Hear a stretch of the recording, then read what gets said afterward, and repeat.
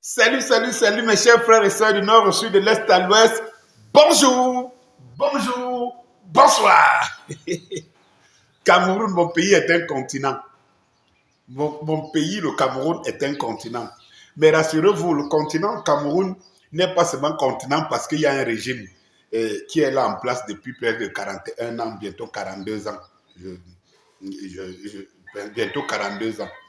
Mais le Cameroun est un continent parce que ce régime a réussi à transformer il y avait des gens qui disaient à l'époque zombifier les Camerounais. Euh, donc, je prenais ça, c'était simpliste. Mais je crois que c'est plus dur que ça. Vous savez, quand on a réussi à changer le logiciel, on a tué la culture, on a tué les valeurs qui sont morales, civiques, culturelles et tout. Il ne reste que des gens qui marchent comme des fous. Donc, leur mémoire ne réagit que quand il faut chercher de quoi manger, de quoi vivre et de quoi dormir. Mais l'intelligence est partie. Oui, on a vidé les Camerounais de leur substance. Comment pouvait-il comprendre que dans un pays où on vole, on détourne près de 3 000 milliards,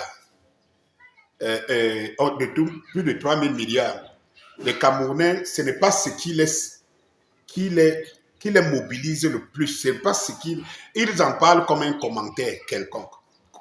Comment se fait-il que dans un pays où on vous dit on construit un stade multisport comme Olembe à des centaines de millions de francs, le stade n'est pas fini. Ce n'est pas ça qui occupe les Camerounais lambda. Ils en parlent comme un petit commentaire et ils passent.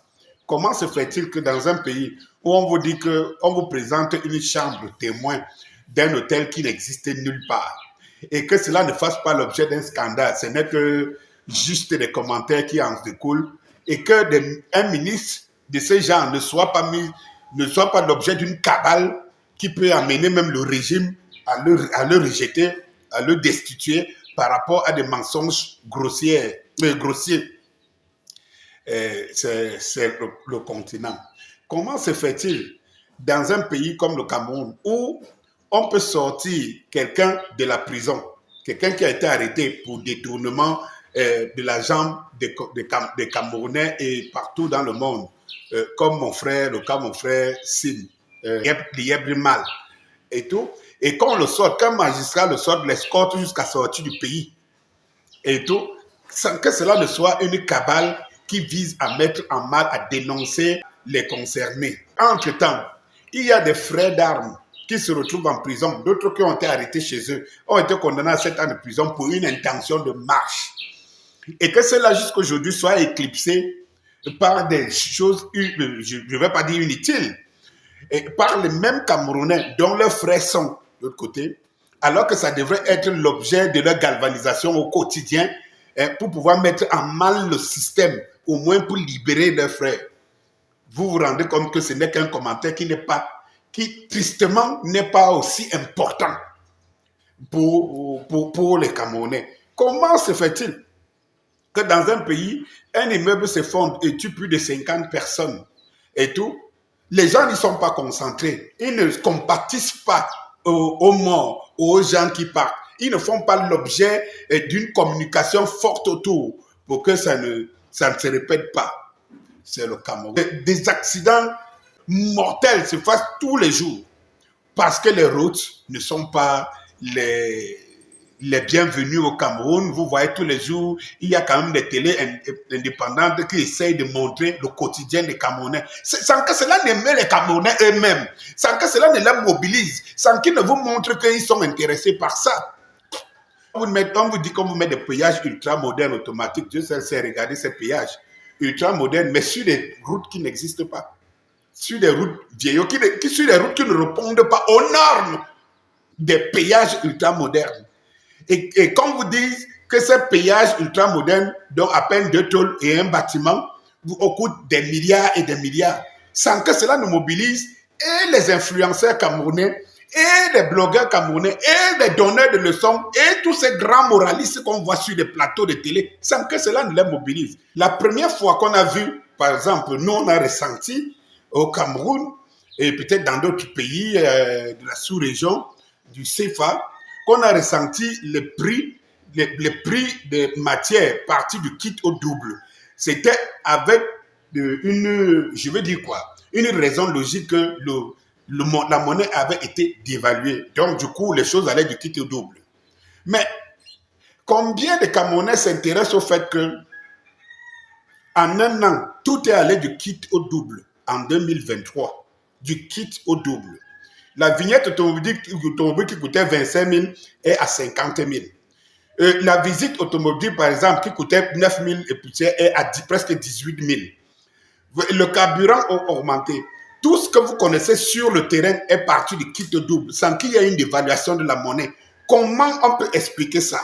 Est-ce que les économistes pouvaient attirer notre attention, attirer l'attention des Camerounais pour dire ce n'est pas normal, ce n'est pas sérieux. On asphyxie les Camerounais au quotidien.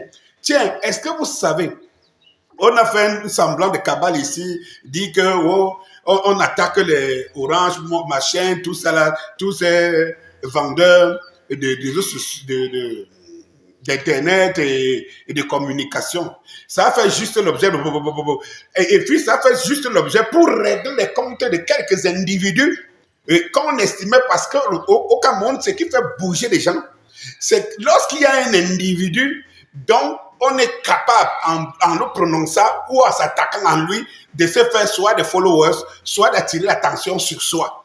En ce moment, c'est là où on sent la grande gueule des Camerounais, la grande cabale et tout. Donc, cette histoire de boycott du 13h, lorsque certains même voulu proposer une alternative, ça dit que d'autres solutions, ça a été l'objet d'une cabale. C'est où? Aujourd'hui, plus que jamais, les mégas sont volés. C'est comme si la petite action a plutôt amené ces réseaux sociaux. Aujourd'hui, je ne sais pas ce qu'un giga de méga fait pour quelqu'un. Tout le monde le constate. Mais personne n'y est intéressé. Mais tiens, je vais vous dire là où nous sommes très intéressés. Aujourd'hui, au Cameroun, la chose qui concentre les pseudo-intellectuels, tout le monde est devenu grand footballeur professionnel, tout le monde est devenu entraîneur, tout le monde est devenu manager de la chose footballistique, pas du sport, hein, pas du sport, parce qu'en réalité, un Cameroun multisport qui a basket, volley, machin, rugby et tout ça, et toutes ces fédérations existent, ces championnats, ça n'intéresse pas les gens, parce que là-bas, il n'y a pas la tête. À la tête de ces choses-là, quelqu'un dont le nom est vendable.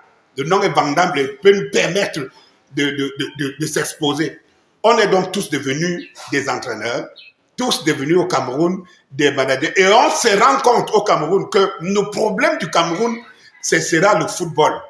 Ce sera le football qui est la cause de notre intelligence, la cause de notre lutte et tout. Et que si dans le football, on réussit à se positionner à la meilleure place possible, tout change au Cameroun, le Cameroun devient prospère. Alors, on s'attaque donc à celui qui incarne tout ça. Il s'appelle Samuel Eto'o. Vous n'avez pas compris quoi. Je voulais chuter par là. Bonjour.